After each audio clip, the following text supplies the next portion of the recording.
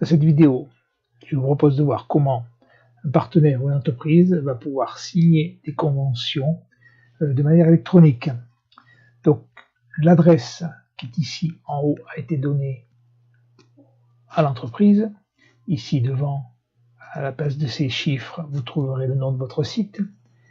Et sur l'écran principal, il va cliquer sur Accès partenaire et entreprise. Ici, le mot de passe va lui être demandé. En haut, comme vous voyez ici, si le compte a déjà été créé et si l'entreprise possède un compte, déjà le lycée lui a fait parvenir. Et ici, une possibilité de proposer sa structure pour accueillir des élèves en période de formation. Nous allons travailler avec une structure existante. Je vais mettre le code de la structure pour laquelle les conventions ont été mises en ligne.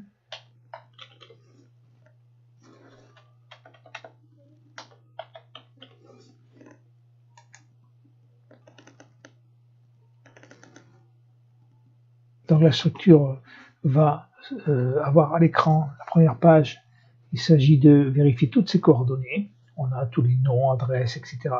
Responsable, adresse mail, la totalité. Maintenant, on a la possibilité pour l'entreprise d'ajouter le tampon. Alors pour ajouter un tampon, on va pouvoir ici gérer le tampon entreprise.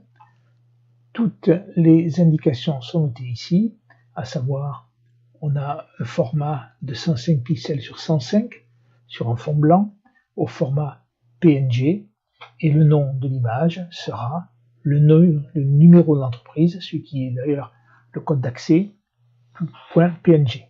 Lorsqu'on a créé cette image et qu'on lui a donné ce nom-là, on va cliquer sur Parcourir. On va aller le chercher sur l'ordinateur.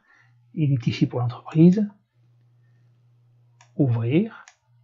Et je vais, tout est noté là, je vais le placer. Un message vous indiquer ici que l'image a bien été placée. Je vais donc revenir au niveau des coordonnées entreprise. Vous voyez qu'il est ici ce tampon. On peut soit l'activer, soit le désactiver. Si on le désactive, il n'apparaîtra plus.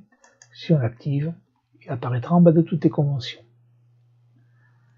Donc toutes les informations qui sont ici et dans les conditions d'accueil des élèves et des étudiants seront reprises dans la convention, mais elles pourront être affinées pour chacune des conventions. En bas, ici, les tuteurs. On peut en ajouter, si y a un nom du tuteur, sans fonction, j'ajoute le tuteur. Il est là, je peux modifier ou supprimer ce tuteur. Je vais simplement le retirer de la liste, mettre à jour, et oui, il disparaît de la liste. Voilà donc pour la première chose au niveau des coordonnées de l'entreprise. Il est conseillé de penser à personnaliser le mot de passe. Par défaut, le mot de passe est PFMP, mais il est préférable de le modifier. Ensuite, que peut faire l'entreprise? Première chose à faire, elle peut proposer des places de stage. Lorsque je clique là-dessus, je vais aller chercher dans la section qui m'intéresse, par exemple l'hôtellerie, et je vais retrouver ici les périodes de stage qui ont été publiées. On a les dates, et en face, donc on a les classes. On va pouvoir éventuellement proposer des postes sur cette période-là. Je vais au poste proposé, je vais mettre un commis de restaurant. Je vais préciser que je veux un garçon, tout simplement parce qu'on a des problèmes de logement. Et nom de poste 2. Et je valide ma demande. Ici, on a donc les deux personnes demandées. Lorsque je vais quitter, je vais pouvoir demander encore sur d'autres périodes. Par exemple ici, sur cette période-là, je vais ajouter des commis de cuisine Rien de particulier, mais je vais mettre 2 postes. Je lance la commande. Ici, vous voyez qu'on a pour un bac pro service et commercialisation, on a 2 élèves et 2 et 1 ici de demander. Lorsque je vais quitter, je vais revenir encore à l'écran principal. Je vais pouvoir voir toutes les demandes enregistrées ici, que je peux modifier ou carrément supprimer. Par exemple, ceci ne m'intéresse plus, je supprime. On supprime définitivement, confirmer la suppression. Voilà. Et je reviens au détail. Ça va permettre, ces demandes vont apparaître lors de la visualisation de la période, lorsque le chef de travaux ou l'enseignant qui sera chargé de saisir les périodes de formation, on pourra éditer toutes les demandes liées à la période de formation, ce qui permettra d'avoir déjà une base pour des recherches de stage. Je quitte cette partie-là. Maintenant, on va passer aux conventions. Je vais cliquer donc sur convention. Cette entreprise-là a un élève de la période essai 2018. Là, ici, on a d'anciennes conventions qui ont déjà été signées. Dessus les conventions à signer, je vais signer la convention. On va retrouver convention texte avec à l'intérieur, ici à remplir par organisme d'accueil avant la signature.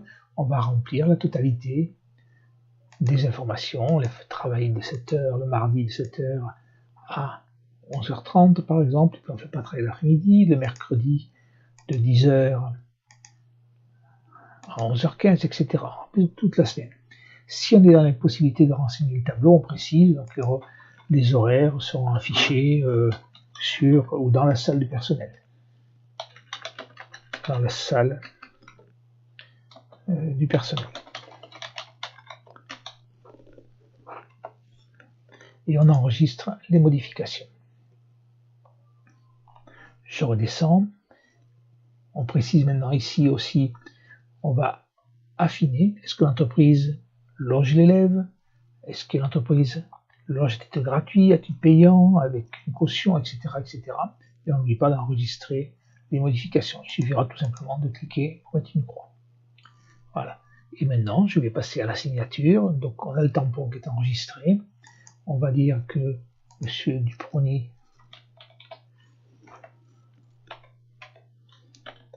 René, par exemple, va signer. Ici, il peut corriger si ça ne lui plaît pas. Et lu et approuvé.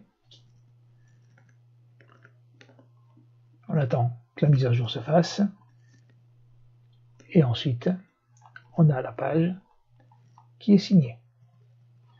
Impossibilité de continuer. Alors ici, une petite, ce champ-là accepte difficilement les accents. Donc on évite les accents. Voilà, la responsabilité de l'entreprise est ici. L'entreprise pourra, lorsque tout le monde aura signé, remonter, il va retrouver ces tableaux, revenir à l'accueil, ces informations, et éventuellement donc quitter et revenir à l'écran principal. Voilà. Voilà pour ce qui est de la signature électronique des entreprises.